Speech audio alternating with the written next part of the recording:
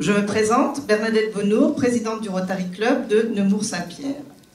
J'ouvre la conférence au nom de 5 Rotary Clubs représentés à mes côtés par Antoine Laceronza, président du club de Fontainebleau, Christian Bello, président du club de Montreux, Christian Pic, président du club de Provins, Michel de Préter, président du club de Morée, malheureusement absent ce soir, se voit représenté par Denis Bourse, passe-président. Nous vous remercions d'être venus très nombreux. Nous remercions l'INSEAD pour l'accueil qui nous est réservé dans cet amphithéâtre. Monsieur Jacques Bell, l'un de ses directeurs, nous présentera cet établissement prestigieux. Un tout petit peu d'histoire pour commencer. Plus de 55 ans, enfin bientôt 55 ans d'existence. Nos premiers étudiants sont sortis en 1960. Comme vous le voyez sur l'écran, les programmes de formation continue et le programme doctorant ont été lancés respectivement en 68 et 89. Nous avons ouvert un campus à Singapour en 2000. Nous verrons plus tard que nous en avons ouvert un autre à Abu Dhabi, mais c'est Sorbonne Université, ce qui nous permet aussi d'avoir des liens forts avec les universités françaises et d'être associés à ce prestigieux nom à l'international également. Vous voyez que les Français représentent 7% du total, vous comprenez que 90 nationalités font partie de la population de nos étudiants. La formation continue, qui, outre le fait qu'elle peut accueillir d'anciens ministres, est ouverte à l'ensemble des cadres d'entreprises du monde entier, et pour des formations qui vont de 2 jours à 5-6 semaines. 650 employés, dont environ 460 à Fontainebleau. Il a fait toute sa scolarité au lycée Sainte-Croix de Provins, une excellente scolarité, dans un contexte familial très douloureux et très complexe. C'est un étudiant très méritant. En septembre 2012, il a intégré l'Epitech. Il est actuellement en 3e année. Je parle de 5 clubs dont je rappelle les noms: Fontainebleau, Montreux, Morée, Nemours, Provins. Je suis président du club Rotary de Montreux-Foyonne, certifié depuis plusieurs années, ce qui a permis de compléter la bourse de 3 000 € à l'origine par un versement complémentaire du district de 1 500 €, soit 4 500 €. Parvenir au soir du candidat, il a fallu procéder de plusieurs manières.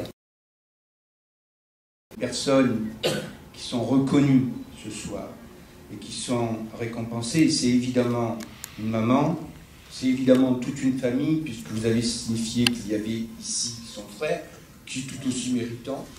Le Rotary International, en fait, c'est un réseau mondial de responsables qui mettent leurs compétences au service des autres, avec une devise: servir d'abord. Ici, et dès son plus jeune âge, il a mis les mains dans le fumier, dans le tambouis du tracteur, dans les semences de blé, de colza, de maïs, de tournesol.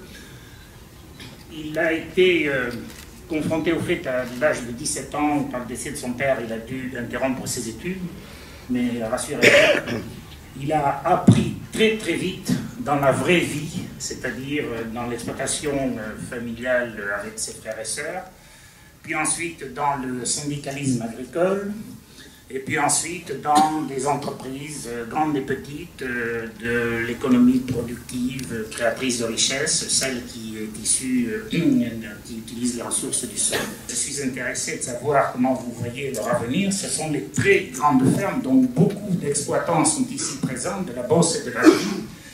Ces très grandes fermes productrices, celles, donc, je le répète, de l'économie productive, créatrice de richesse, qui sont critiquées parfois par ceux qui vivent de l'économie résidentielle, lesquels dépendent de l'économie productrice, critiquent le volume des intrants, des engrais, des pesticides.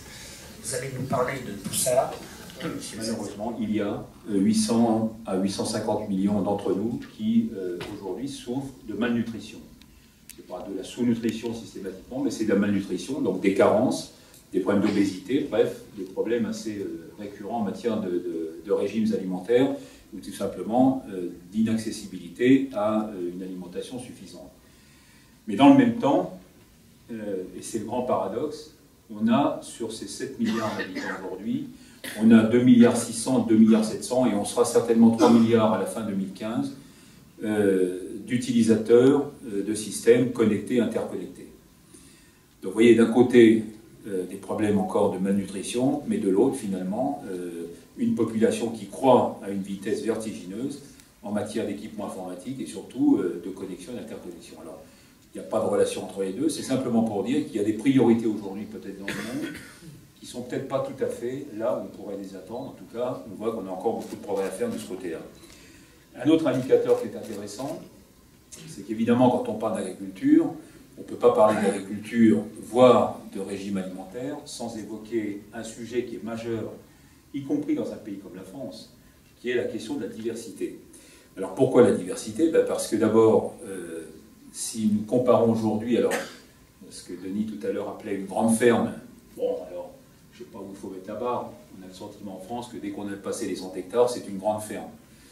Quand on compare cette grande ferme à d'autres systèmes, y compris en Europe, c'est quand même un peu petit. Bon. Mais quand on le compare à des pays du Sud, évidemment, c'est gigantesque. Et sachez simplement qu'aujourd'hui, sur 6 à 7 milliards d'habitants, il y a à peu près 2 milliards, 2 milliards et demi de gens qu'on peut considérer comme des paysans. Alors c'est assez surprenant, mais les 800 à 850 millions de mal nourris aujourd'hui dans le monde sont essentiellement des paysans qui sont dans ces 2 milliards et demi de paysans.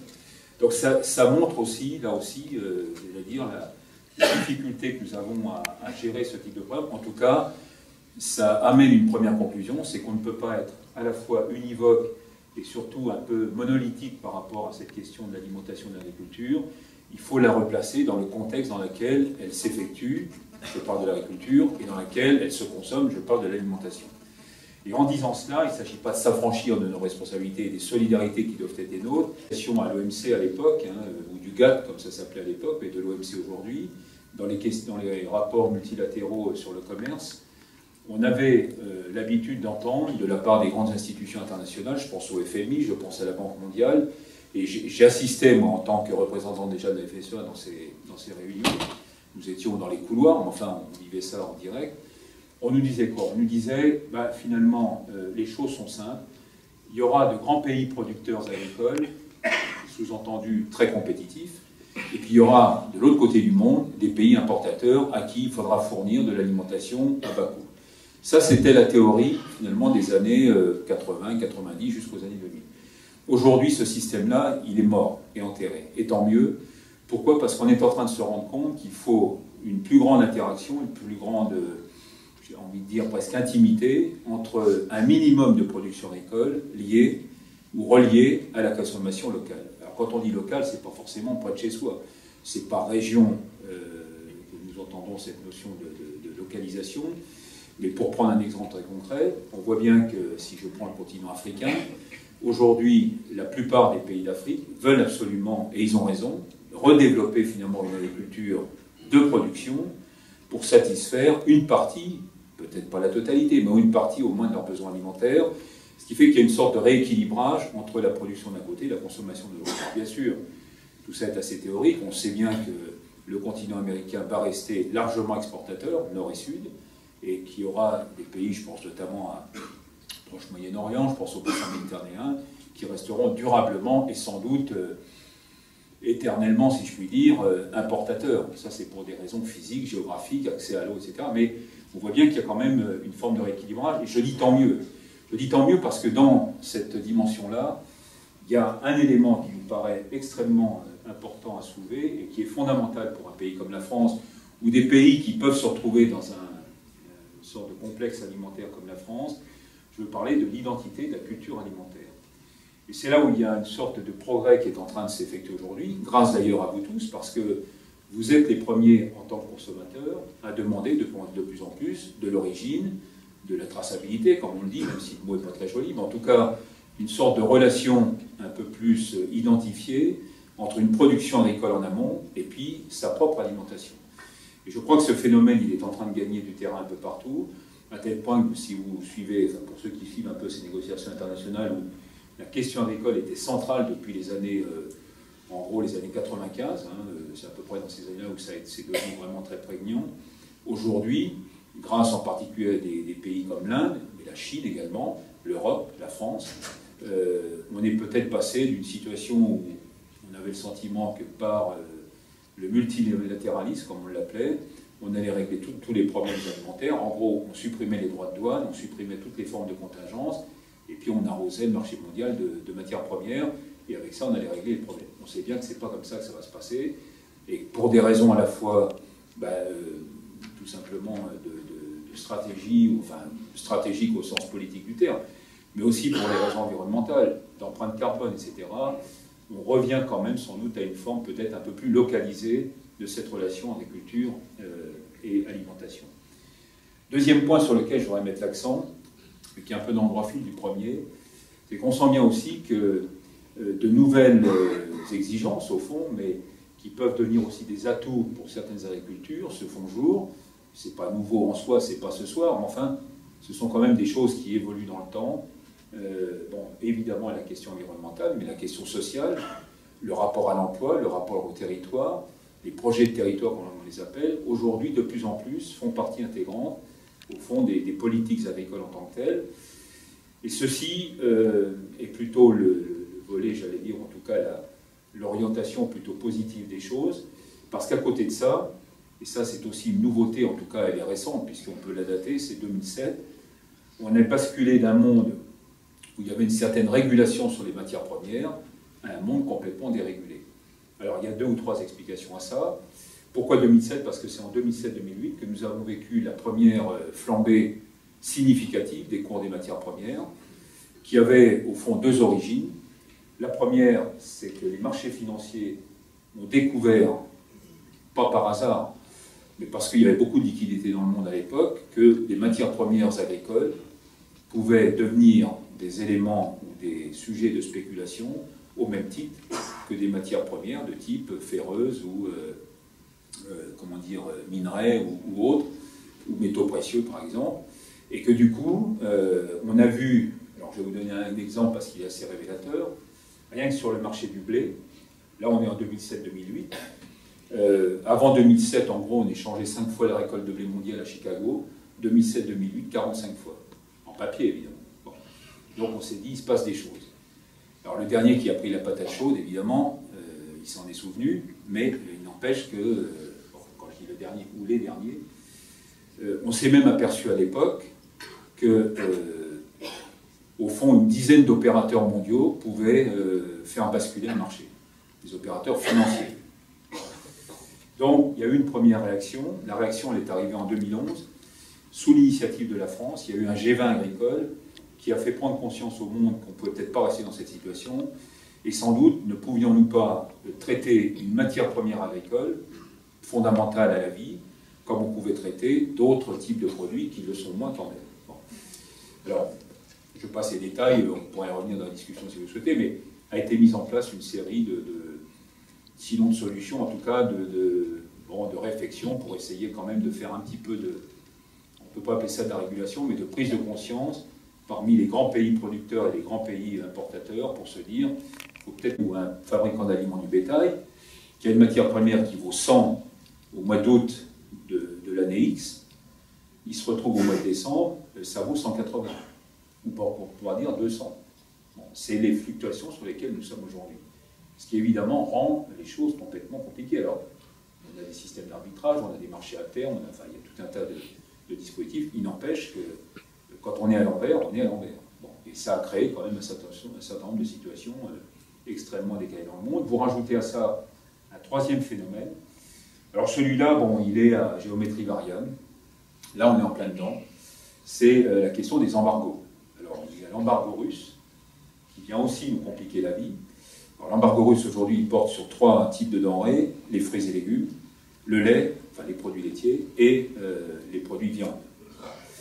La Russie a décidé, au mois d'août dernier, donc, de mettre en place cet embargo pour l'Europe et quelques pays, mais l'Europe, en tout cas, est la première victime, puisque nous faisons 10% de nos exportations européennes sur la Russie, ce qui est considérable dans le domaine agricole et agroalimentaire.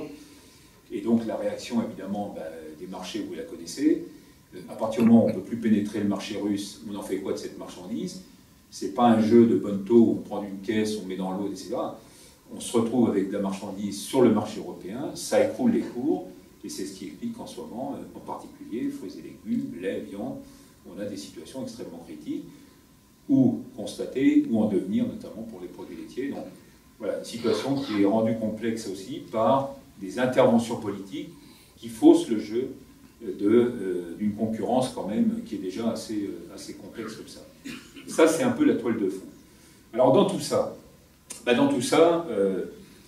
deux, trois remarques. D'abord, oui, nous sommes persuadés aujourd'hui que nous avons capacité, quand on se projette à 30-40 ans, c'est-à-dire au fond quand la septope va se réguler, lorsque nous serons aux alentours de 9 milliards, 9 milliards et demi d'habitants sur cette planète, nous sommes convaincus que nous avons les moyens de produire pour nourrir ces 9 milliards, 9 milliards et demi. Il y a quelques conditions quand même. Première condition, et pas des moindres, c'est que, et je commence par ça parce que souvent c'est un sujet qu'on traite un peu par derrière, ça suppose que de manière politique, géopolitique, on fasse le choix et on accepte le principe d'une relation justement beaucoup plus forte entre la production agricole au sens régional du terme et la consommation. Dit autrement, il faut accepter de réallouer des moyens importants. Je vais vous donner un seul chiffre, je ne vais pas vous abonder de chiffres, mais l'aide au développement pour les pays en développement pour la partie agricole, et notamment les facteurs de production, jusque dans les années 90-2000, c'était à peu près 20% de l'aide totale mondiale. On est passé de 20 à 4%, c'est-à-dire que l'agriculture n'est plus une priorité aujourd'hui dans l'aide au développement. Il y a des sujets qui sont passés devant, il y a le numérique, il y a l'énergie, il y a... même si l'agriculture consomme de l'énergie, il n'empêche qu'on a aussi des besoins en matière d'accompagnement financier. Ça, c'est un premier sujet. Donc, il est plutôt de nature politique, géopolitique. Le rôle des grandes institutions, de l'ONU, le rôle, évidemment, de la FAO, enfin, toutes ces grandes institutions qui travaillent sur ces questions-là, est fondamental. Ça suppose aussi, évidemment, que nous sortions d'une logique nord-sud où on avait plutôt tendance à considérer, quand on était producteur au nord, que le sud nous intéressait uniquement en termes commerciaux et donc d'exportation. Ça suppose aussi que nous ayons capacité, sans doute, à investir au sud nous-mêmes. Ça, je vous en reparlerai tout à l'heure si vous le voulez, mais il y a beaucoup d'initiatives aujourd'hui, notamment d'entreprises françaises, qui font ce qu'on appelle du co-investissement, c'est-à-dire qui sont à la fois exportatrices vers le sud, mais qui investissent aussi. Et vous verrez que, enfin, si on en reparle tout à l'heure, ça a une conséquence très directe, c'est que souvent, ça nous permet de garder des marchés à l'export, parce que nous sommes présents localement dans tel et tel pays, je pense notamment aux pays du Maghreb, mais pas seulement. Ça, c'est la première condition. La deuxième, c'est qu'on n'ait pas d'avarie climatique majeure. Or, la question aujourd'hui du réchauffement climatique, mais plus exactement des conséquences du réchauffement climatique, deviennent quand même assez difficiles. On voit bien qu'il y a une certaine récurrence aujourd'hui sur des événements assez spectaculaires, des inondations, des sécheresses, des ouragans. Enfin, il n'y a pas une année, si on va dire 2014, où il n'y a pas eu de grandes avaries dans le monde, mais globalement, y compris, et vous le voyez autour de nous, les pluies sévenoles en ce moment, c'est quand même assez catastrophique, sur 3 ou 4 départements du sud de la France, c'est assez terrible. Ce sont des choses qu'on ne voyait pas forcément avant, en tout cas peut-être pas avec la même intensité, et qui n'avaient pas les mêmes conséquences. Or, cette question aujourd'hui du réchauffement climatique, on doit aussi se l'approprier. Alors, il ne s'agit pas d'être défensif ou d'être contre ou je ne sais pas quoi, le sujet n'est pas vraiment là. Le sujet est de savoir comment on adapte aussi des systèmes agricoles par rapport à ces évolutions. Et on voit bien que dans ce domaine-là, il y a un problème qui va venir assez vite. Alors, il est déjà évidemment très présent dans certains pays, plus au sud, c'est notamment l'accès à l'eau. Alors, parler de l'accès à l'eau en France, ce n'est pas vraiment un sujet, même si c'en est un, puisque l'actualité récente nous a montré que ce n'est pas aussi simple que ça dans ce pays de constituer quelques retenues hivernales pour en disposer à d'autres moments de l'année. Mais au global, on ne peut pas dire qu'on manque d'eau dans ce pays. Ce n'est pas le cas, évidemment, dans des pays plus au sud, et sans aller très loin, pour ceux qui vont en Tunisie, au Maroc, par exemple, en Algérie, il n'est pas rare aujourd'hui de voir que des puits qui étaient forés à 100 mètres, 150 mètres pour trouver de l'eau, aujourd'hui on les descend à 300, 400 mètres. Donc on est en train de taper dans des eaux fossiles, ce qui évidemment ne pourra pas durer indéfiniment. Donc il faut trouver des solutions alternatives qui passent évidemment par des moyens à la fois sans doute d'économie, de plus de rationalisation, qui passent aussi par de l'innovation, mais ça je vais y revenir parce que c'est un gros sujet pour nous, et qui passeront aussi sans doute par des choix de production qui seront peut-être un peu plus intéressants pour les populations en question de ces pays, mais qui seront peut-être un peu moins intéressantes sur le plan des cultures de rente, donc de vente, donc d'exportation. Donc il faudra aussi faire des arbitrages là-dessus. Ça, c'est une donnée que nous devrons intégrer. Il y a un quatrième paramètre qu'il faut aussi avoir en tête. Alors celui-là, on peut le voir de deux façons. Nous, on le regarde un peu de façon positive jusqu'à maintenant. Quand on le regarde à l'échelle du temps et du monde, ça change un peu le regard. Je veux parler de l'évolution des modes alimentaires. C'est une question très intéressante. En fait, quand on dit on va avoir besoin de nourrir plus d'êtres humains, c'est vrai, 7 à 9 milliards, il y a forcément un besoin supplémentaire. Mais le réel besoin supplémentaire, il ne vient pas forcément, enfin, il ne vient pas que de la démographie, bien au contraire, il vient surtout des régimes alimentaires.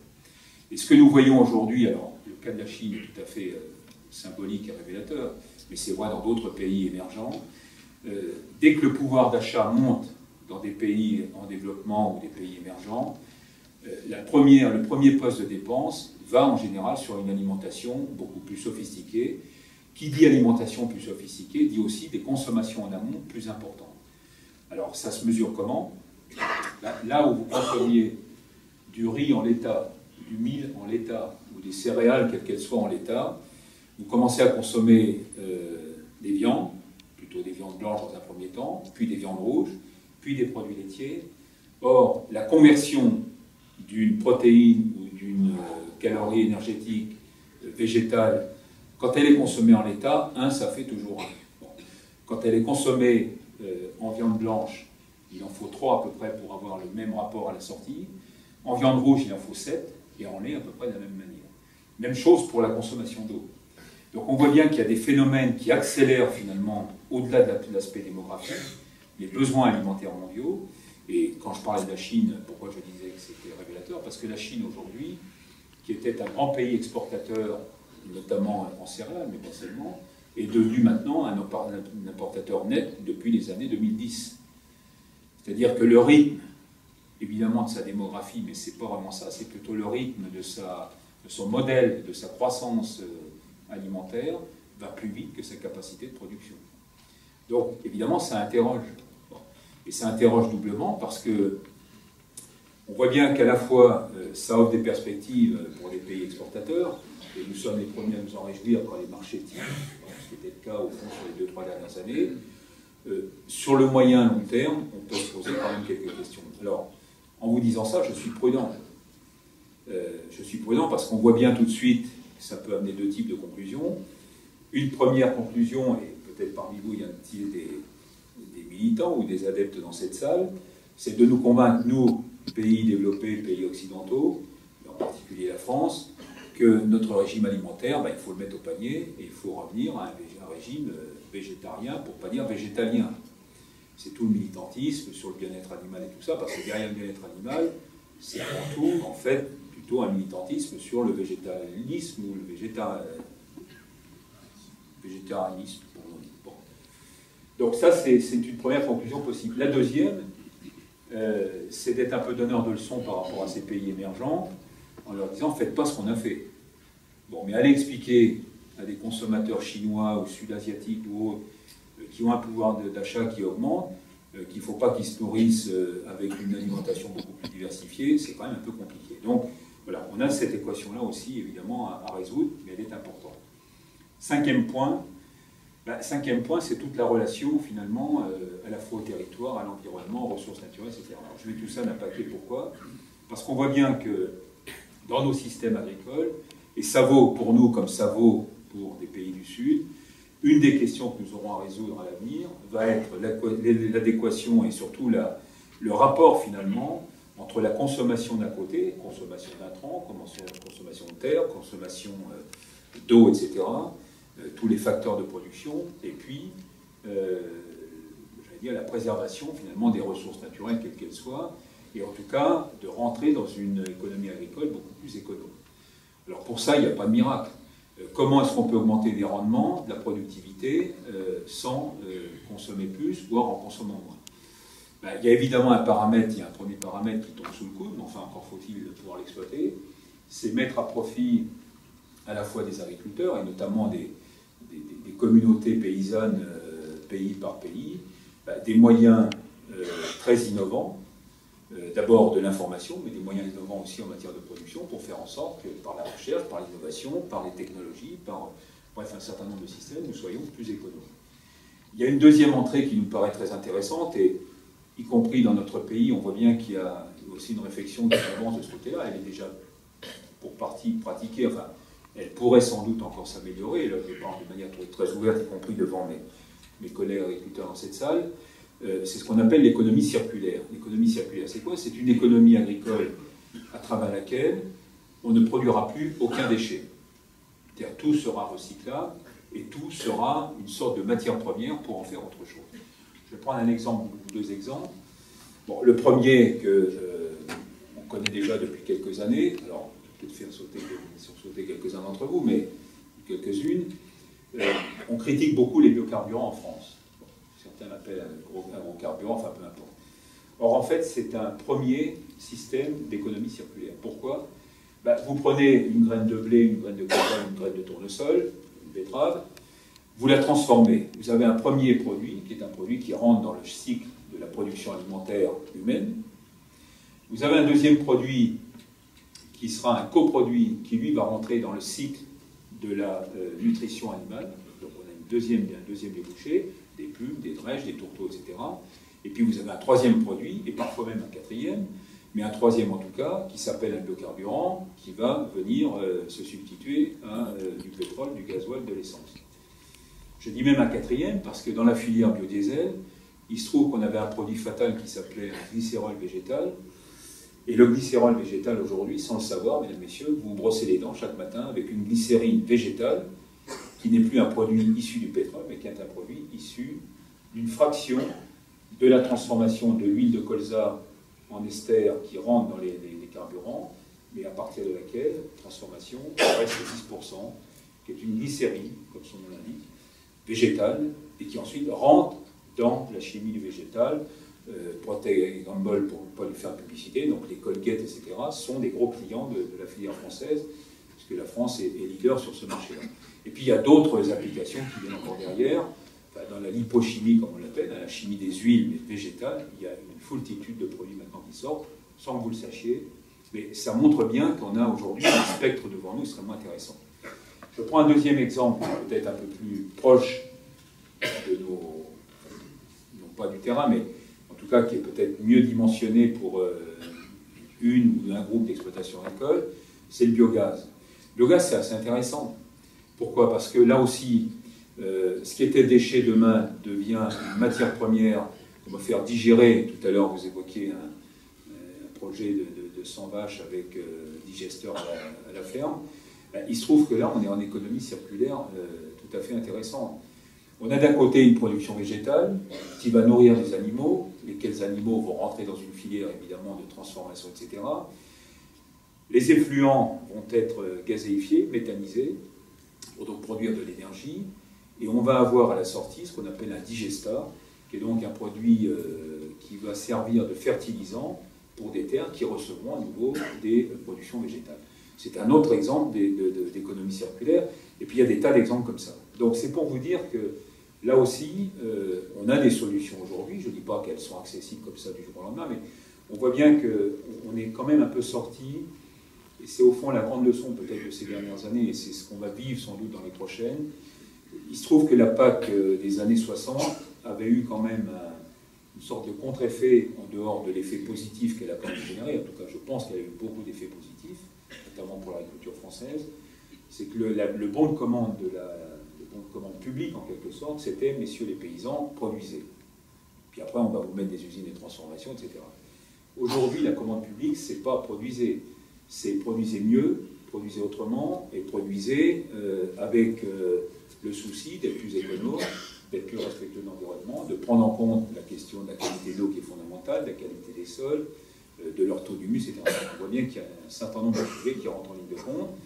Et puis, sixième point, et alors celui-là, je vous dis pour vous toutes et tous, qui est à l'autre bout de la chaîne, c'est-à-dire des consommateurs, mais aussi des citoyens, on voit bien que dans cette commande aujourd'hui, alors qu'on peut appeler public au sens générique du terme, la commande aujourd'hui que nous renvoie finalement le consommateur est une commande beaucoup plus complexe.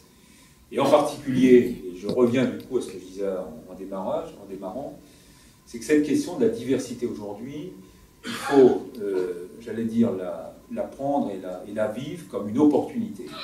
Moi, je suis malheureux, je suis, comment dire, un peu écorché d'entendre régulièrement, et c'est quasiment tous les jours, ces oppositions permanentes entre une agriculture biologique versus une agriculture conventionnelle, entre un marché local et puis un marché export, entre une filière courte et puis une filière beaucoup plus longue avec des chaînes de transformation, entre un éleveur et un céréalier. Enfin, on passe notre temps à nous mettre dans des cases et à nous opposer.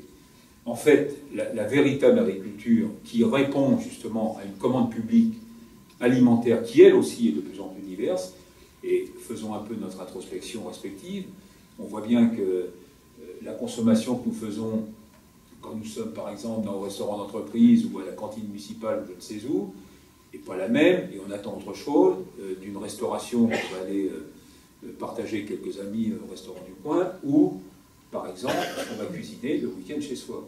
Donc on a besoin aussi d'avoir une diversité alimentaire, on doit lui faire correspondre aussi une diversité agricole. Je dis ça parce qu'il y a une sorte de récurrence finalement dans notre pays à vouloir orienter les choses comme si finalement un circuit court était plus vertueux qu'une filière longue, comme si un bio était plus noble qu'un conventionnel. Tout ça n'a pas vraiment de sens. Au fond, ce qui a du sens, c'est quoi? C'est qu'on puisse faire un bilan qui soit un bilan équilibré et positif de nos propres activités. Alors on sait bien que tout n'est pas parfait. Si le monde était parfait d'ailleurs, il y aurait certainement moins de conflits. Mais ce que je veux dire à travers cette remarque, c'est que si nous acceptons le fait qu'en particulier en France, nous voulions combiner ce que j'appellerais une agriculture très concurrentielle, qui est capable de se mesurer avec ses voisins européens, mais avec ses voisins outre-Atlantique, ou néo-zélandais par exemple sur le lait. Ça suppose que nous soyons nous-mêmes dans un schéma et dans un process qui nous rend compétitifs. Mais dans le même temps, nous avons tout intérêt à mettre aussi tous les efforts nécessaires pour consolider nos signes de qualité, nos labels, nos AOC, etc., ce qu'on peut faire en matière d'agriculture biologique, en matière de proximité. Il faut y mettre la même volonté. Pourquoi opposer ces agricultures et ces alimentations? Ça n'a pas de sens. Et voilà, je termine un peu là-dessus parce que c'est aussi un sujet sur lequel on a évidemment un certain nombre de difficultés parfois à se faire comprendre.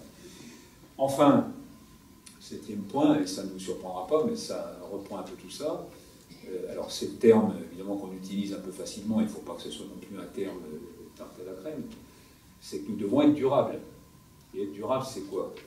Être durable, c'est justement faire en sorte que nos activités, qu'elles soient d'ailleurs dans la production, dans la transformation, voire dans la distribution, amènent aussi leur part de co-responsabilité.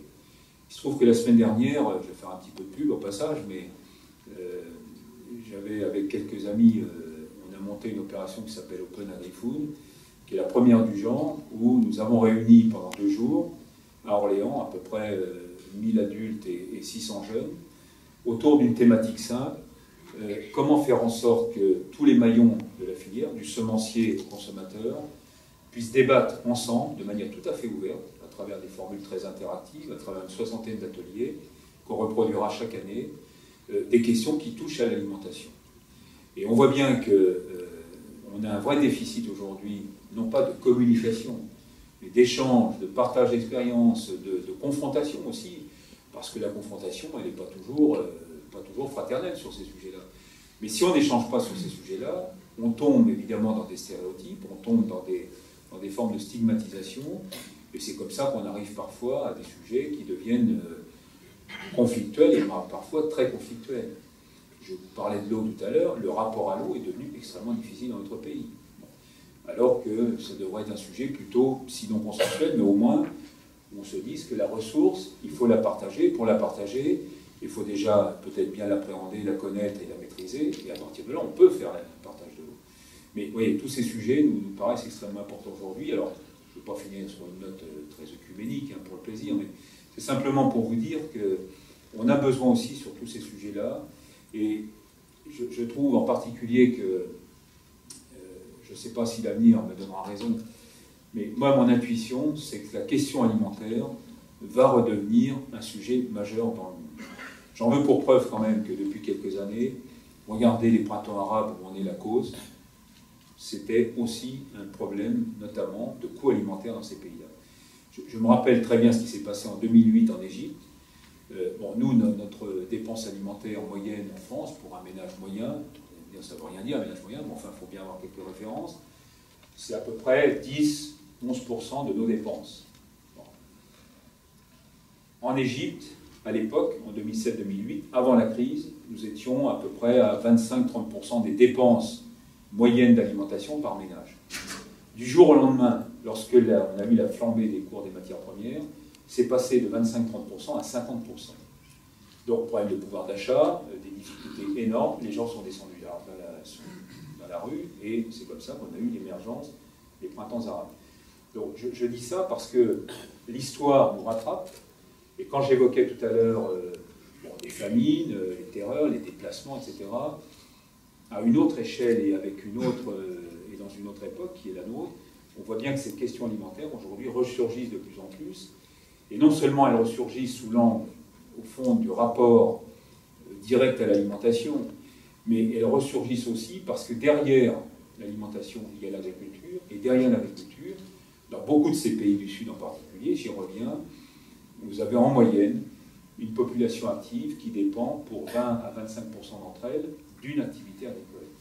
Alors comment voulez-vous que dans des phases de transition qui sont parfois difficiles, on puisse à la fois garantir à ces populations de pouvoir continuer à rester vivre, notamment dans des milieux ruraux, ou alors ça veut dire qu'on fait gonfler des mégalopoles avec 10, 20, 30 millions d'habitants, comme c'est le cas au Caire par exemple, ce qui devient parfaitement invivable, ou est-ce qu'on a la volonté aussi de faire de l'agriculture, avec tous les métiers qui vont autour, de l'amont à l'aval, un pôle d'appui, un pôle de développement pour des territoires qui aujourd'hui ont besoin de cette activité. Vous voyez que tous ces sujets aujourd'hui, on ne peut plus les regarder uniquement sous un angle, comment dire, un peu sectoriel, ou très économique, ou au contraire très environnemental, ou très social, ou très... Non, il faut essayer de les regarder de manière un peu globale. Et si je peux me permettre un point, pas pour faire une relation avec ce soir, mais quand on est en Seine-et-Marne, on est évidemment dans un département qu'on peut qualifier encore de rural pour partie, mais quand même très urbanisé. Bon, au port de Paris, bon, moi je suis de Loiret, donc vous savez, on vit à peu près les mêmes phénomènes, avec peut-être un peu des décalages dans le temps, mais on voit bien quand même que, y compris dans un département comme la Seine-et-Marne, l'agriculture, je parle bien de l'agriculture au sens physique du terme, a aussi un rôle à jouer dans les équilibres sociaux, territoriaux, etc. Il ne faut jamais perdre ça de vue. Alors, j'ai envie de dire d'ailleurs, il y a probablement parmi vous des élus, aujourd'hui on planche sur les trames vertes et bleues. Très bien. Bon. Nous on dit quand même, nous les paysans, trames vertes et bleues, prenons aussi en compte l'activité agricole, qui peut parfaitement s'insérer dans des trames vertes. Alors il y a évidemment quelques difficultés. Alors oui, on met souvent l'environnement numéro 1, mais il n'y a pas que ça. Il y a des problèmes de nuisance, il y a des vols, il y a tout un tas de difficultés. Il n'empêche que dans une société quand même équilibrée, on peut penser qu'une activité agricole dans des milieux, notamment périurbains, a encore toute sa place, à condition évidemment qu'on en fasse aussi un acte politique, et pas simplement par défaut, ce qu'on va garder parce qu'on a éliminé tout le reste. Non, il faut que ce soit choisi, il faut que ce soit assumé, et à partir de là, on a quand même du potentiel. Voilà, bon, ce que j'avais un peu envie de vous dire en... Aujourd'hui, le monde agricole s'y investit considérablement et que ça aboutit petit à petit à permettre justement de satisfaire cette alimentation aujourd'hui de manière sûre et précise. Voilà, j'aurais aimé simplement ce volet-là, peut-être un petit clin d'œil. Merci. Merci Pierre. Vous voulez que je réponde en direct ou comment on fait en plusieurs? Oui. D'abord un petit mot sur le foncier parce que c'est vrai que c'est un sujet extrêmement important et Dieu sait si la profession agricole se mobilise beaucoup auprès des collectivités pour essayer d'améliorer notre ratio. On a deux ratios défavorables en fait en France par rapport à nos principaux voisins. Le premier, c'est la consommation de foncier par habitant, qui est une des plus élevées en Europe, il faut le savoir. Le deuxième, c'est quand même la cadence ou la vitesse avec laquelle le foncier agricole disparaît. puisqu'en gros, on avait l'habitude de dire qu'on perdait un département agricole tous les 10 ans, et maintenant on est plutôt sur un département agricole tous les 7 ans. Ça va quand même très vite. Alors, en cause, bon oui, l'urbanisation, mais il n'y a pas que ça, il y a aussi de nouvelles contraintes qui apparaissent, en particulier sur la restauration avec X fois les empreintes qui sont faites sur la biodiversité par l'agriculture et la forêt. C'est-à-dire qu'en gros, on compense maintenant de plus en plus, lorsqu'on passe une voie ferrée, une autoroute, peu importe, on va compenser les surfaces en prise par 2 fois, 3 fois, 4 fois une surface agricole sur laquelle il faut restaurer de la biodiversité et qui souvent elle se fait plutôt quand même au détriment de l'agriculture. Sur la deuxième question, bon oui, c'est un sujet, alors moi je suis passionné de ce sujet-là, pas par, comment dire, c'est pas une coquetterie, c'est parce que vraiment je pense que c'est par la recherche, par l'innovation qu'on amènera des solutions innovantes. Alors il y a plusieurs domaines. Alors d'abord, vous dire que recherche et innovation dans nos esprits, contrairement à ce que certains veulent nous faire dire, c'est pas uniquement biotechnologie et OGM. Bon. Il y a ça aussi, mais pas que. Bon. Et d'ailleurs, la preuve, c'est que nous sommes un des pays qui faisons de la résistance, et je suis pas sûr, je ne sais pas si dans ma carrière de paysan, je verrai un jour la possibilité d'utiliser une semence OGM. C'est sans doute dommage. C'est sans doute dommage, je vous le dis quand même, parce que, quoi qu'on en pense, par rapport aux premières générations, on savait bien que les firmes avaient beaucoup d'intérêt à développer les OGM parce que c'était d'abord de la rentabilité nette pour elles. Ce qui sort maintenant des biotechnologies, c'est autre chose. Ce sont des réponses concrètes à des problèmes concrets que rencontrent les agriculteurs. Je vais prendre 2-3 exemples. Et là, on est en plein dans le sujet qu'évoque Pierre Cuypers. Si demain, nous avons des plantes qui savent résister à des périodes de sécheresse, autrement dit, bon, une plante, enfin, la plupart des plantes, sauf peut-être la betterave sucrière aujourd'hui en France, quand elle a un stress hydrique, elle arrête de pousser, mais elle ne redémarre pas quand on lui remet de l'eau. Bon. Si demain, on a des plantes, y compris des céréales, qui peuvent marquer un temps d'arrêt et puis se régénérer dès lors qu'elles retrouvent une pluviométrie normale, c'est un progrès considérable. Et on sait qu'aujourd'hui, un certain nombre de firmes ont dans les cartons ce type de gènes, en tout cas ils les ont identifiés, qui pourraient sans doute améliorer ce facteur au stress hydrique. Je prends un deuxième exemple, qui est la résistance aux maladies. Bon, ça aussi c'est un sujet. On ne peut pas d'un côté, évidemment, revendiquer une agriculture qui va moins consommer, notamment de produits phytopharmaceutiques de défense ou de protection, et en même temps ne pas avoir des solutions technologiques. Nous savons faire produire à certaines plantes des acides aminés, des vitamines qui ne sont pas présentes naturellement dans ce type de plantes. On fera aussi un progrès considérable. Je pense à la vitamine A dans le riz, par exemple. C'est souvent un exemple qu'on cite, ça ne nous concerne pas vraiment ici, mais on pourrait prendre d'autres exemples sur d'autres acides aminés. Que nous ayons un blé qui puisse naturellement capter l'azote atmosphérique pour en faire un nutriment, un aliment. Enfin, c'est révolutionnaire. Ça veut dire que l'azote minéral aujourd'hui qu'on va chercher à partir du gaz ou du pétrole converti en engrais azotés, ça révolutionne le monde, ce truc. Et ça viendra. Ça existe pour du soja aujourd'hui, ça existe pour des pois protéagineux qui synthétisent naturellement, enfin presque naturellement finalement, et qui se nourrissent naturellement de l'azote atmosphérique. Imaginez que ça existe demain pour du blé, du maïs et autres. Là, c'est une révolution formidable. Bon. Dans un autre cas de figure, on ne parle plus des OGM, mais plutôt des technologies, et notamment de, je ne sais pas si on peut appeler ça de la mécanisation, mais je reviens à la consommation d'eau. On a des expérimentations dans le sud de la France très intéressantes, où on fait de l'irrigation non pas par voie aérienne, mais par voie souterraine. Alors c'est plus coûteux, il faut que la technologie s'améliore, mais en clair, on amène de l'eau directement aux racines. Et j'ai vu l'année dernière de mes propres yeux, donc je peux le citer comme exemple, j'ai vu des cultures de maïs où on avait divisé par 3 la quantité d'eau apportée dans un département comme le Tarn. C'est pas parce qu'il y a Sivins que je parle du Tarn, mais c'est parce que l'exemple s'est fait dans le Tarn avec la Chambre d'agriculture.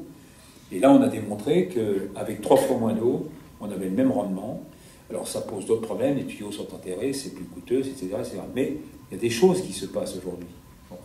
Et puis, dans le domaine animal, même chose. Bon, enfin, il se trouve que le gouvernement précédent avait mis en place ce qu'on appelle un crédit d'impôt recherche. Très bonne mesure. Tellement bonne, c'est une des rares que ce gouvernement a gardée. Tant mieux.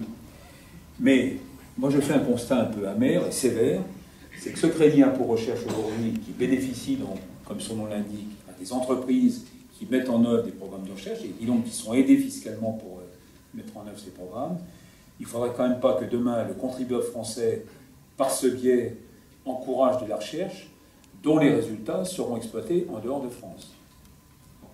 Il y a beaucoup de sujets aujourd'hui sur lesquels on est un peu limite là-dessus. Alors il faut aussi qu'on se pose la question. Moi je suis un peu patriote là-dessus, hein. Je suis un peu gaulois. Je me dis, on a sans doute les meilleurs, en tout cas une des meilleures équipes au monde en matière de recherche fondamentale. On a des grands instituts, l'INRA, l'IRSTEA, etc., CNRS, le CEA, BRGM, enfin, on a des instituts de recherche appliquée qui fonctionnent très bien, qui sont financés d'ailleurs par les paysans, hein, je le dis au passage, ça c'est pas de la recherche publique. On a des chambres d'agriculture, on a des coopératives, on a quand même un appareil de recherche, de développement, de formation extrêmement performant. Par moment, on se dit, mais on a une Formule 1 sur laquelle on a bridé le moteur. Le potentiel agricole de notre pays, aujourd'hui, n'est pas exploité comme il devrait l'être. J'en profite pour redonner un chiffre, d'ailleurs, si vous me le permettez, parce que moi, je suis plutôt quelqu'un d'optimiste, donc ça me fait un peu mal au trip quand je donne ces chiffres-là, mais la France était numéro 2 sur le podium mondial en matière d'exportation. Numéro 2, derrière les États-Unis. On est passé numéro 5 en moins de 15 ans. Nous sommes passés devant le nez dans l'ordre Pays-Bas, Allemagne et désormais le Brésil. Il faut quand même qu'on se pose quelques questions. Alors, je ne renvoie pas tout à la puissance publique, on a aussi notre part de responsabilité, mais quand même, aujourd'hui, on a bridé le moteur de la ferme France, globalement. Et je vous dis ça parce que quand on donne les chiffres chaque année, j'ai fait la visite du Salon international de l'alimentation à Villepinte avec le président de la République, et à un moment, il se retourne vers moi, il me dit bon, vous savez, il faut y aller, l'exportation, ça marche et tout. Bon, alors, comme on se connaît François Hollande depuis très longtemps, quand on est en privé, on peut se dire les choses un peu directement. Je dis, écoute, moi, l'export, ça me va, mais dis à tes équipes qu'ils arrêtent de nous emmerder. Voilà comment je lui ai dit les choses. Parce qu'il y a un moment... Ah oui, non, mais... On peut tous dire, mais quand vous êtes entrepreneur comme ça, de difficultés, de bureaucratie, etc., on ne court pas le 100 mètres avec des semelles de plomb, alors que nos voisins courent avec des baskets dernier prix. Ça ne marche pas. Il y a 2 domaines où on est compétitif en France. Je vous les donner. Le premier, c'est l'énergie. C'est l'énergie. Nous payons notre énergie globalement beaucoup moins cher que nos voisins. Le deuxième, c'est le foncier. Bon, ceci dit, le foncier, on ne l'achète pas tous les jours, mais le prix du foncier en France est nettement moins cher que chez la plupart de nos voisins européens, en tout cas ceux qui nous ressemblent. On est souvent à 1 sur 2 ou 1 sur 3. Sur tous les autres postes, on les a benchmarkés tous, un par un, nous ne sommes plus compétitifs par rapport à nos voisins européens. Je ne parle même pas de certains pays. Ça, c'est une réalité aujourd'hui qui nous fait très mal. Le premier poste d'exportation en France. En valeur relative, oui. En valeur nette, non. Le premier poste, c'est l'agriculture et l'agroalimentaire. Pourquoi? Parce que quand on exporte un Airbus aujourd'hui, c'est pas moi qui le dis, c'est Louis Gallois. On peut lui faire confiance. Je cite mes sources, comme ça je suis pas dans l'ennui de personne. Quand on exporte un Airbus, en réalité, on exporte 20% de sa valeur en valeur ajoutée France. Quand on exporte de l'agriculture et de l'agroalimentaire, on exporte 80% net. Les 20% qui sont en fait un équivalent importation dans les coûts de production, c'est quoi? Ben justement, c'est de l'énergie, donc du pétrole, c'est un peu de machine-outil. En gros, c'est ça l'essentiel. Le reste, c'est de la valeur nette créée sur le territoire national. Donc, c'est ce qui en fait le premier poste d'exportation aujourd'hui en valeur nette. Est-ce qu'on renonce à ce potentiel? Nous, on peut, je crois. Demain, c'est déjà le cas pour un certain nombre d'applications, mais demain, un agriculteur, il va avoir tous les matins, sur son smartphone ou sur son Samsung, peu importe, tout un tas d'informations sur l'état de ses cultures, sur les interventions qu'il aura à faire, parce qu'on va l'avoir renseigné avec tout un tas de capteurs aujourd'hui qui sont en train de se mettre en place, sur la croissance des plantes, sur l'hygrométrie. La pluviométrie, mais l'hydrométrie, merci, sur tout un tas sur un risque de maladie, sur des choses comme ça, pour l'agriculture, pour la forêt, pour le maraîchage, etc. Enfin, c'est des choses qui avancent très vite. On est en train de constituer ce qu'on appelle une vallée numérique. Avoir le résumé, même un document vidéo sur ceci, en fait sur Google, Synapse du Grand Daquiné, l'association Paul South Paris, que j'anime avec quelques amis qui sont dans la salle. Mais moi j'ajoute un petit mot. La faiblesse de la France, elle est liée aussi que des épargnants, et vous en êtes certains parmi vous ici, lorsque ils vont placer 50 000 euros, 100 000 euros, ils pensent tout de suite à acheter un studio à Paris. Mais c'est stupide. Investissez dans les startups. Et ici, dans la salle, vous avez des investisseurs qui ont investi dans Cybeltech, que vous connaissez très bien. Parce que Cybeltech, c'est une startup donc, qui utilise tous les résultats de recherche de Saclay, qui est dans la modélisation du végétal, c'est-à-dire la croissance d'un grain de blé qui devient effectivement un champ de blé, la croissance d'un arbre. Et donc ça, c'était extrêmement important et j'espère bien qu'on pourra exporter ensuite les résultats de Cybeltech. Donc je le répète, arrêtez d'investir dans les studios à Paris, ça n'enrichit pas la France. Investissez dans les startups qui exportent. Je viens du Jura, vous écoutez, du Haut-Jura, de la montagne. Là, je m'inquiète par rapport au traité transatlantique. Ouais. Là, vous avez parlé d'entrave à la finance, d'entrave à l'investissement, qui fait des blocages et tout ça, mais il y a aussi des réglementations, des normes qui permettent qu'on ne mange pas n'importe quoi, qui permettent qu'on ne cultive pas n'importe comment, et tout ça. Et à partir de ce traité, s'il est ratifié donc en 2015, je pense que tout cela aura du plomb dans l'aile. Donc je voudrais avoir votre avis sur quelle est votre position aujourd'hui sur le traité transatlantique qui va être signé avec les 28 membres de l'Union européenne et des États-Unis. Qu'on soit dans ce type d'accord multilatéral ou bilatéral avec le Canada et les États-Unis, ça ne change rien, ce sont des engagements que des pays comme la France, c'est l'Europe d'ailleurs qui l'a appelé au nom de la France, a signé ces engagements-là. Donc là-dessus, la norme, elle est la norme et on n'y dérogera pas. Ce qui est en jeu, c'est pas ça.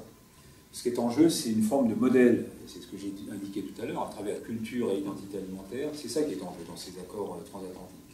On en a déjà une première idée avec le Canada, avec les États-Unis, ce sera pire. Pourquoi? Parce que dans ce type d'accords bilatéraux, évidemment, on a des intérêts offensifs et défensifs. Il faut faire la balance des deux. Nous avions demandé, nous, comme ce fut le cas pour, et ça a été accepté pour la culture, alors sans jeu de mots, mais on avait demandé une exception agriculturelle. Pour reprendre l'expression d'exception culturelle. C'était quoi l'idée? C'était de dire, nous avons aussi un modèle agricole et alimentaire, notamment en France. Je dis notamment parce que on est peu de pays à se retrouver en Europe sur ce sujet-là. Je pense à l'Italie en particulier, qui nous suit énormément, enfin, nous accompagne sur ce dossier-là. L'Irlande potentiellement, quelques pays d'Europe centrale et orientale. Mais l'idée c'est quoi? C'est aussi de défendre, par exemple, nos appellations, nos indications géographiques. C'est ça qui est en jeu dans cet accord transatlantique. Autrement dit, ce que nous ne voulons pas, c'est avoir une alimentation normalisée demain ou formatée à partir d'un standard qui sera un standard plutôt anglo-saxon qu'un standard de type Europe du Sud, Méditerranée, où on joue plutôt, nous, sur la diversité, sur les goûts, sur les cultures, sur les identités. Ça a autant de valeur à nos yeux. Or, la question qui se pose derrière ce type d'accord, c'est quoi? C'est qu'on sait normer tout ce qui est accord sanitaire, phytosanitaire, et commercial d'un point de vue général. C'est beaucoup plus difficile, entre guillemets, de mettre des protections pour protéger une appellation, pour protéger une indication géographique, pour protéger... et c'est ça qui est en jeu dans cette discussion. C'est pour ça qu'on est assez défensif, disons-le, sur ce sujet-là. Mais dans l'autre sens, là je vais prendre une filière au hasard, qui est la filière laitière. Bon. Savez-vous les difficultés que nous avons quand on est français d'exporter nos fromages aux États-Unis? Je ne dis pas que c'est impossible. C'est possible sur des pâtes type Emmental et autres. Oui, là, on peut. Mais tous les fromages à partir de fermentation naturelle, on ne pénètre pas aux États-Unis avec ce type de fromage aujourd'hui. Donc, est-ce qu'on peut accepter d'être d'un côté dans une forme de norme parce qu'on voudrait, entre guillemets, pardon, mesdames, nous faire bouffer un peu n'importe quoi, en tout cas des choses, alors que nous avons, nous aussi, des intérêts offensifs. Un deuxième exemple très intéressant. Alors, c'est l'heure du dîner, je suis désolé, mais puisque vous lancez sur cette question-là, on a dit des choses sur le poulet Javel. C'est quoi le poulet Javel? Ben, en fait, ça renvoie tout simplement au process de production. En Europe, on a adopté des cahiers des charges extrêmement rigoureux qu'on soit d'ailleurs en bio, en conventionnel, en industriel et autres, qui sont les mêmes, c'est-à-dire qu'à chaque maillon de la filière, du poussin jusqu'au rayon du distributeur, il y a des normes très précises qui régentent, qui réglementent finalement l'intervention de chaque maillon de la filière. Aux États-Unis, c'est pas comme ça que ça se passe. Aux États-Unis, vous savez comment ça se passe. On a ce qu'on appelle à la sortie des abattoirs la salle blanche. C'est une salle où on désinfecte les carcasses de poulet. Autrement dit, on les trempe dans des poulets de chlore, c'est pour ça qu'on les appelle des poulets Javel, pour être sûr qu'ils sont complètement aseptisés et qu'ils ne sont porteurs d'aucun germe, d'aucun microbe, d'aucun pathogène particulier. Ce sont deux conceptions radicalement différentes. Est-ce qu'on peut accepter ça demain? Moi, je vous pose la question. Bon, ben, voilà, ça c'est le type de question. Alors, je ne parle même pas des OGM. Bon, mais on pourrait à la limite. Comment se fait-il que l'Europe soit aussi défensive, négative sur la question des OGM, alors qu'on importe chaque année 35 millions de tonnes de soja OGM depuis les États-Unis, le Brésil et l'Argentine? Plutôt régionalisé. Et nous pensons, enfin je pense en tout cas, comme ça je vais mouiller personne, que pour l'Europe, le sens, enfin en tout cas l'intérêt que nous aurions à moyen terme, c'est de consolider un marché avec en particulier les pays du sud de la Méditerranée, voire d'Afrique occidentale, parce que sur cette région-là, et d'ailleurs jusqu'au Proche et Moyen-Orient, dans cette région-là, on se retrouve assez facilement sur ce que j'appelle cette forme d'identité, de relation à l'alimentation. Avouez quand même que nous sommes, au moins on nous reconnaît ça à travers le monde, nous ne sommes pas des gens qui nous alimentons. Nous sommes des gens qui prenons des repas, qui prenons le temps de prendre des repas, etc. Il y a tout un... Si on a labellisé la gastronomie et les arts de la table à l'UNESCO, en France, c'est pas un hasard. C'est parce que derrière, il y a autre chose que simplement se nourrir ou s'alimenter. Donc ça, il faut essayer de le préserver. La crainte qu'on a, nous, dans ces accords bilatéraux, finalement, c'est ça. C'est perdre, quelque part, une forme de... Oui, je le dis, d'identité, de culture, de savoir-faire, de diversité, c'est un peu tout ça. Bon. Éthanol, il y a absolument la même quantité qui est réservée pour les animaux que avant. Le compte, c'est qu'on développe nos industries agroalimentaires et puis on sera performant, on fera du beau packaging, du marketing, etc. Non, aujourd'hui, ça c'est fini. Je vous l'ai dit tout à l'heure à l'échelle mondiale, mais en France aussi, on voit bien que la relation et la demande sociale et sociétale par rapport à l'origine, par rapport aux conditions de production, redevient un marqueur très important. Donc, c'est plutôt satisfaisant. Alors après, sur la question européenne, j'ai envie de dire deux choses simples. Alors, non seulement l'Europe a été très bénéfique pour l'agriculture européenne, pour l'agriculture française, mais je continue à penser que l'Europe doit rester quand même, pour l'avenir, sans doute, notre espace privilégié en matière de développement agricole. Alors, la difficulté que nous avons aujourd'hui, elle est où? Elle est sur le fait qu'on s'est arrêté en chemin, c'est-à-dire qu'on a fait quoi? On a fait une PAC, on a fait 1 euro et une monnaie commune, mais pour 17 pays et pas pour 27. Bon, et avec 17, entre nous, il y en a 2 ou 3, on se demande ce qu'ils font dans la zone euro, enfin bon, c'est comme ça. Et du coup, on a généré un certain nombre de distorsions. On n'a absolument pas harmonisé nos règles de production à l'intérieur de l'Europe, alors que nous sommes sur le même marché. On évoquait tout à l'heure, je ne veux pas faire une fixation sur les phytosanitaires, mais c'est un exemple extrêmement intéressant. Les frontaliers savent de quoi je parle. Quand vous êtes frontalier d'Espagne, frontalier de la Belgique, bah, c'est pas difficile d'aller s'approvisionner ailleurs qu'en France, parce que les conditions ne sont pas les mêmes. En France, on a fait le Grenelle de l'environnement, on a fait sauter 50% des molécules à peu près. Ce n'est pas le cas dans les pays voisins. Donc on crée comme ça le coût du travail, évidemment. Bon, la surtransposition des normes européennes, des directives. C'est pas moi qui le dis, je cite le chef de l'État, Salon de l'agriculture 2013.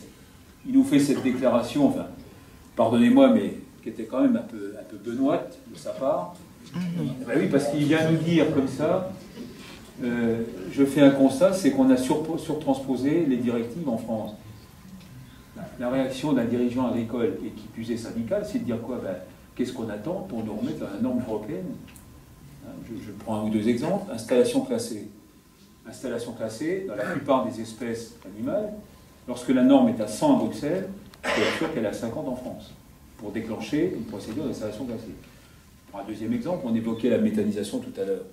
Enfin, qui peut comprendre quand même qu'aujourd'hui, un investisseur qui est prêt à investir justement dans un projet de méthanisation, on lui dise, monsieur, bon, on vous prévient d'avance, on est en 2014, si tout va bien, vos premiers mètres cubes de gaz et vos premiers digestables, vous les sortirez en 2019 si tout va bien, et sans doute en 2020. Le jeune qui investit, il se dit, mais attends, on est malade. En fait, les délais de procédure, c'est ça. C'est 4 ans, 5 ans. Bon. Je prends un troisième exemple, et là, c'est pas Europe, c'est France.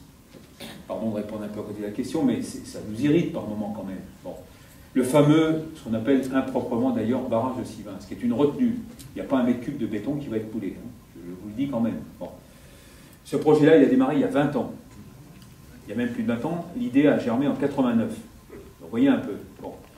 25 ans après, alors que toutes les autorisations sont faites, il y a eu 8 ans de procédure juridique. Je peux vous amener tous les documents. Hein. C'est bordé de partout. Tribunal administratif, etc. Bon, on fait une occupation par des abysses, hein, zone à défendre, et il est possible que ce projet ne se fasse pas. Donc, ce que je veux dire, c'est que dans tout ça, l'Europe a bon dos. Mais on est quand même un peu les champions aussi, nous, en matière de complexification, de renchérissement, etc. Donc, voilà, ça c'est le premier élément de ma réponse. Deuxième élément, là où tu as raison, c'est que, évidemment, on voit bien que on attend autre chose de l'Europe qu'un simple conclave où on décide de réglementation, de pinailler pour savoir si la boîte de camembert elle doit être comme ça ou comme ça. Enfin, on n'a rien à faire de tout ça. C'est pas ce qu'on attend de l'Europe. On attend de l'Europe qu'elle aille jusqu'au bout de son projet. C'est-à-dire que économiquement, on harmonise quand même, au moins sur la zone euro, les politiques économiques. Ce qui n'est pas le cas aujourd'hui, et ça nous pose un sérieux problème. Enfin, voyez les dissensions aujourd'hui, France-Allemagne. Bon, vous avez d'un côté une France qui dit, finalement, il faut lâcher du lest parce que c'est ça qui va amener de la croissance par la demande, etc. Puis vous avez une chancelière qui dit, mais moi, je veux préserver ma dépense publique. Pourquoi elle dit ça? Parce que la France, elle, population plus jeune, démographie positive, se projette. L'Allemagne, population vieillissante, démographie négative, se dit, on ne va pas laisser des dettes à des gens qui ne pourront pas les payer. Donc, elle est très soucieuse de ses équilibres sociaux, retraite, etc. Elle est dans une autre posture. Mais on ne va pas faire marcher l'Europe si la France et l'Allemagne n'arrivent pas à s'entendre à minima sur quand même une sorte de projet cohérent. Alors après, sur les pays, ben là, ça devient intéressant. Parce que ce qu'on voit aujourd'hui, et là, bon, je prends à témoin ceux qui, Henri, etc., bon, qui ont vécu ça avec moi ou avant moi, ce qui est intéressant et ce qui a été le grand mouvement de balancier, alors, évidemment avec l'adhésion de nouveaux États membres dans l'Union, quand on est passé de 15 à 20, puis à 22, puis à 24, puis à 27 aujourd'hui, c'est que d'abord le centre de gravité a bougé, ça c'est une chose, mais surtout on n'est plus dans un schéma où finalement, là aussi, France, Allemagne, bon, donnait l'orientation, et puis peu ou prou, tout le monde suivait. Ce temps-là, il est fini, révolu. Aujourd'hui, il faut construire des majorités qui seront variables, d'un sujet à l'autre, ou des minorités de blocage quand on n'est pas d'accord. Mais c'est à géométrie variable. Nous avons par exemple, je citais tout à l'heure l'Irlande, je citais l'Italie, je citais plutôt des pays du Sud, voire quelques nouveaux entrants dans l'Union, on s'y retrouve assez bien, y compris des pays comme la Pologne. On partage assez sur le plan agricole et alimentaire, hein, je me répète, mais on partage plutôt les mêmes points de vue. Y compris que l'Allemagne, ça devient difficile. L'Allemagne est devenue très libérale. Très libérale. Sur la dernière PAC, celle qui se met en œuvre aujourd'hui même, enfin, en ce moment, j'ai été surpris, moi, depuis 2 ans, de voir nos collègues allemands, néanmoins des amis, hein, comme on dit diplomatiquement, aller plutôt du côté de la Grande-Bretagne que du côté de la France. Si je vous disais qu'en ce moment, bon, on est à la veille, alors je ne veux pas être l'oiseau de mauvais augure, mais on est à la veille quand même d'une nouvelle crise laitière, qui va sans doute, il ne va pas être simple à gérer. On se rappelle de celle de 2009, mais là, celle-là, elle va être compliquée. On dit à nos amis allemands, puisque c'est la fin des quotas là en plus, hein, tout ça tombe au plus mauvais moment, enfin bref, bon.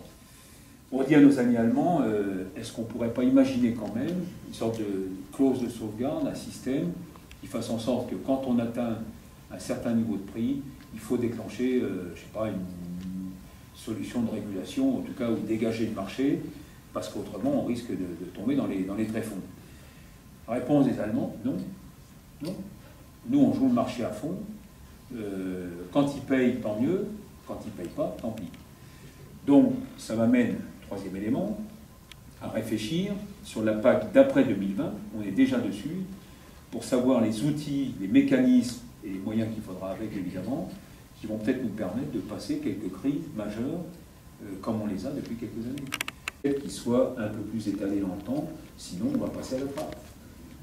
Les années où il y a du revenu, l'année suivante, vous en prenez plein la figure. C'est l'année où les prix se cassent la figure. Comment vous faites? Donc voilà, il y a tous ces sujets-là aujourd'hui qui sont... Voilà, j'entends beaucoup parler d'agriculture sur l'abord économique, avec beaucoup de chiffres. Donc, bon, moi, en tant qu'agriculteur, je trouve que l'agriculture, c'est quand même n'est pas une activité comme les autres, parce qu'on travaille avec du vivant. Absolument. Absolument. Ah oui, oui. Et donc, ça, c'est vraiment pas pareil, parce que le vivant a ses règles, ils se sont mis en place sur des très très longues durées, depuis 3 milliards et demi d'années que la Terre a apparu la vie sur Terre. Et donc, il ne s'agit pas de s'imaginer qu'on va révolutionner tout ça sans qu'il ne se passe rien. Moi, j'ai été très très impressionné par ce qu'on a appelé à tort la crise de la vache folle. Les vaches n'ont jamais été folles, évidemment, c'est toujours celui qui est. Donc, tout simplement par le fait qu'en introduisant des farines animales dans leur alimentation, on parle de l'alimentation pour demain dans le thème de la soirée, ça c'était pas prévu dans l'alimentation des vaches, elles ne savent pas faire. Que tu sois éleveur, céréalier ou autre, que tu aies tant d'hectares ou pas, on va te donner un chèque ramené à l'hectare, tu te débrouilles avec ça. Bon. On sait que ça ne peut pas marcher comme ça. Donc il faudra bien revenir à quelques mécanismes quand même qui fassent en sorte qu'on puisse avaler ces formes de risque. Et au-delà de ça, la question que nous posons, nous, en tout cas en Europe, c'est une question très forte, c'est ne peut-on pas, ne doit-on pas aussi réimaginer une politique de stockage public, de stockage avec un accompagnement public, parce que, je vais vous donner un seul exemple, vous allez vite comprendre, on est en août 2008, la Russie décide de fermer ses exportations sur le blé tendre. En 15 jours de temps, le blé prend 60 à 80 euros. En 15 jours de temps. Spectaculaire. La courbe, elle est comme ça. Bon. Sur une décision politique, que rien ne justifiait forcément.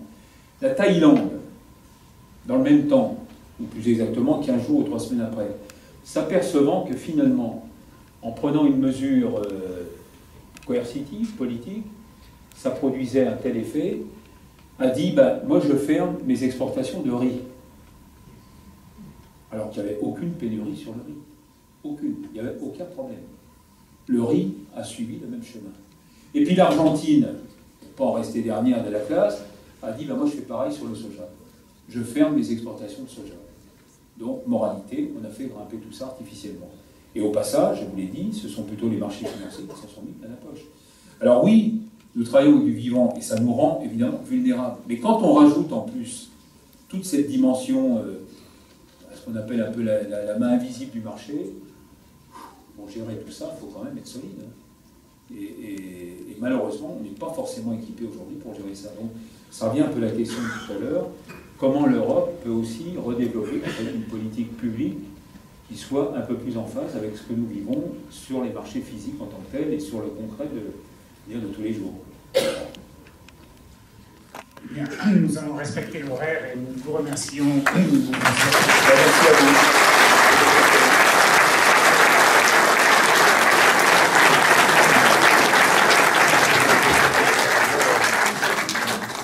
Merci à Monsieur le Proviseur, et puis je dis merci par avance à votre coopération pour l'opération de l'année prochaine, puisque je pense que nous allons continuer. Merci aux journalistes qui ont relayé l'information pour l'événement. Merci à tous les Rotariens qui effectivement sont présents ce soir des 5 clubs, c'est vraiment extraordinaire. Je sais que les 5 présidents sont très fiers effectivement de ce qui s'est passé pour ce soir. Et d'ailleurs, on les remercie pour avoir su mobiliser leurs équipes, mais je voudrais quand même citer quelques personnes qui se sont beaucoup données pour ce soir. Claude Junillon pour Provins. Jean Manty pour Montereau.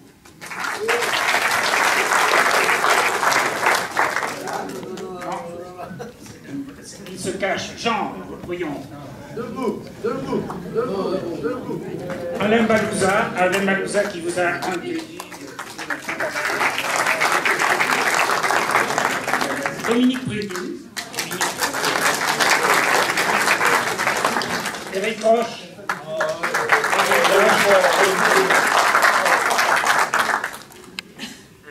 Christophe Delamotte.